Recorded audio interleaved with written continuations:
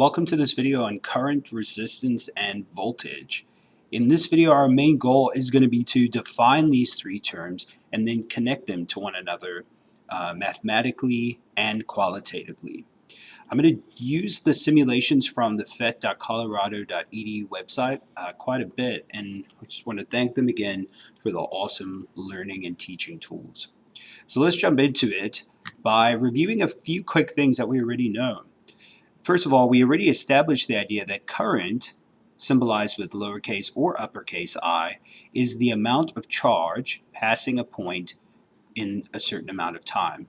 I kind of think of this as traffic. It's not the speed of the traffic. The speed relates to the current or the flow of the traffic, but it's not describing the same thing.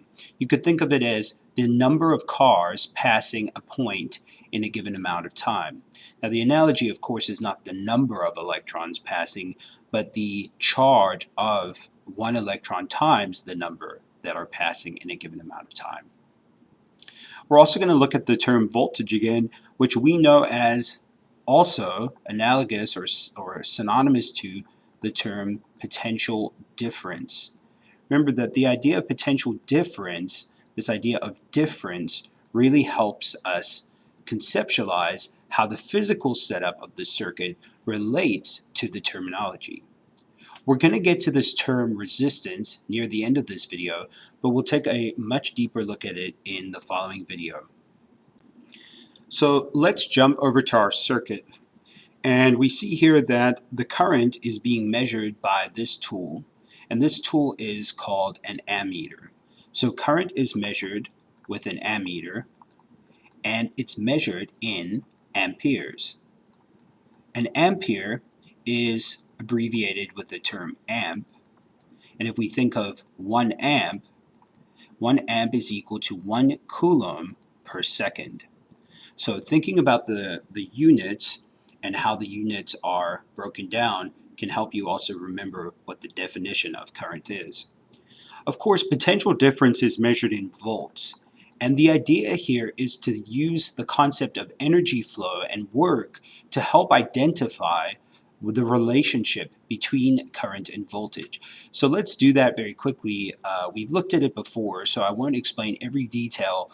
You can go back and check those videos out, but we'll use it to establish the idea that the battery, which every circuit will need some kind of energy source. If you think of it from that perspective, it makes sense. The battery has a chemical potential energy, for lack of a better description, that is going to do work. And remember, the idea of work is a transfer of energy. And that energy transfer that's occurring is establishing the potential difference across the circuit. So this term across means that if we go from one terminal to the other terminal, we would describe that as the passage across the circuit. And that's just a term that I'll use time and time again, so I just wanted to define that for you very quickly. So if we think of what's happening here, what the battery is essentially doing is it's establishing a potential difference, and that potential difference, right, is going to be essentially a store of electric potential energy. Of course, these are not the same thing, but the fact that there is a potential difference means that there's some sort of electric potential energy that's being established between two charge locations. This, of course, is going to cause an electric field or set up an electric field, and the electric field is going to provide the push for the electrons. Now the push for the electrons, we can think of this as the kinetic energy of the electrons. So as we think of the energy flow through the circuit, what we can think of here is that the greater the voltage or the greater the potential difference of the battery, the more electric potential energy I can have, and the more electric potential energy I have, the more kinetic energy I have.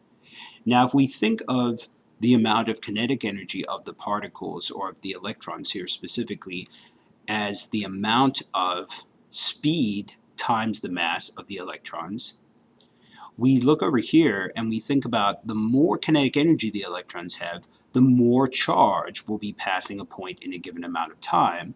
And so if there's more push, there's going to be more current. Once again, the speed or the kinetic energy is not the same thing as the current or the flow of the electricity, but they are related to one another. Now, if we're trying to connect the idea of voltage and resistance, if we take a look here at our circuit, I'm going to go ahead and show that adjustment of the voltage of this battery. If I lower it, I see that the current drops.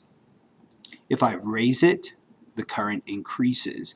And if I were to actually collect the data points and graph them against one another, so over here I might have a graph of current measured in amps versus potential difference measured in volts, I would get a direct proportion. Now, we would show the proportion as Y is equal to M times X. Y, of course, is current, X, of course, is voltage. And we're left with this proportionality constant over here, which actually fills in the last term, which is resistance. So the idea that more voltage or more potential difference means for a stronger electric field, means for more kinetic energy, means for more current, that really all makes a lot of rational sense, I think. But when we talk about resistance, we're going to talk about it in terms of its actual root word, which is to resist, right? This to slow down, to stop, to prevent, any of those terms could be used.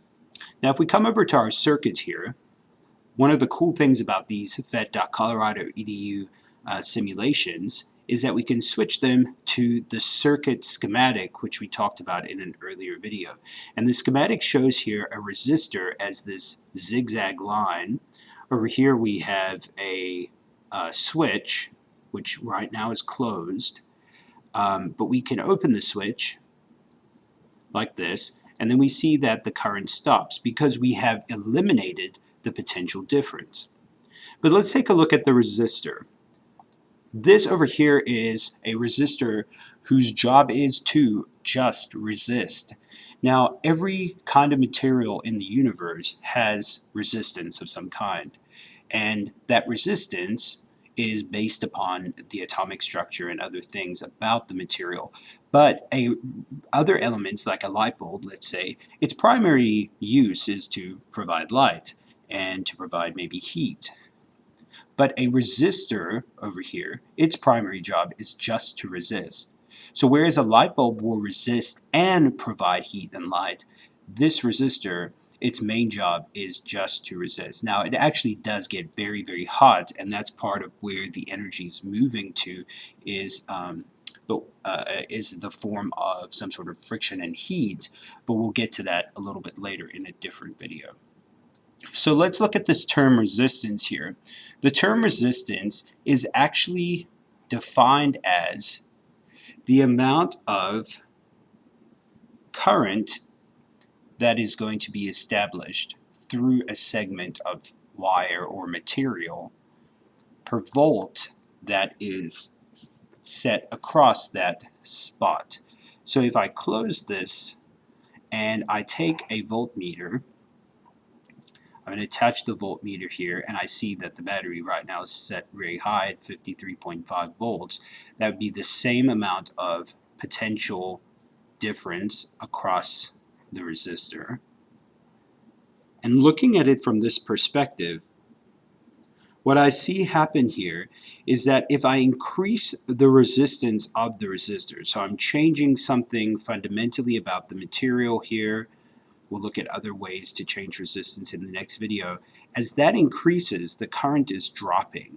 So what we're saying here is, for the same established voltage across this material, as that resistance is increased, the current is dropped. So really, what resistance is just a measure of the amount of voltage per amp of current, and that term is given as resistance. So it's a volt per amp, which is known as an ohm, symbolized with the Greek uppercase letter omega. So a volt per amp is an ohm, and if we look over here, The slope of this line, which is the change in the vertical over the horizontal, which would be the amount of current per volt, or the amount of amps per volt, we'd see that that's the inverse of resistance. So this slope here, the proportion is 1 over R. So if I write this relationship out here, I would see that I is equal to 1 over R times V.